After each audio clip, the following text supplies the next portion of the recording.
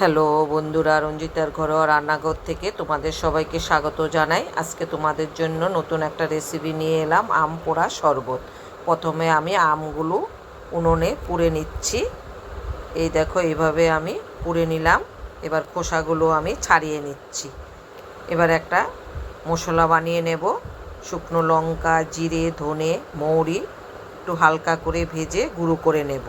আম পোড়া শরবতে এই গুঁড়োটা দিলে খেতে খুব দুর্দান্ত লাগে।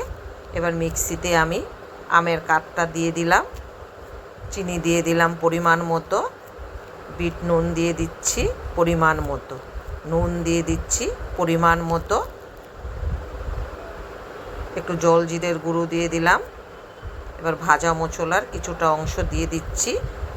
এবার ঠান্ডা জল দিয়ে আমি জুসটা করে নেব। গরমকালে এই আম পোড়া শরবত খেতে খুব দুর্দান্ত লাগে। এবার গ্লাসে আমি একটু লেবু রস আর লাল লঙ্কার গুঁড়ো আর একটু বিট নুন লাগিয়ে নিচ্ছি, দেখতে সুন্দর লাগবে বলে দুটো গ্লাসে আমি এভাবে করে নিয়েছি। এবার আম পোড়া জুসটা আমি ঢেলে দিচ্ছি।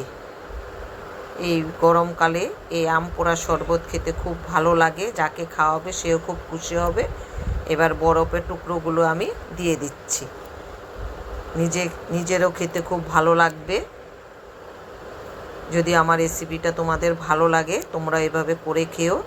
এবার ভাজা মশলাটা উপরে একটু দিয়ে দিলাম, এবং লেবুর টুকরোগুলোও দিয়ে দিচ্ছি, গোল গোল করে কেটে নিয়েছি। এই দেখো, দেখতে খুব সুন্দর লাগছে। যদি ভালো লাগে তোমরা করে খেও। সবাই ভালো থেকো, সুস্থ থেকো, পাশে থেকো।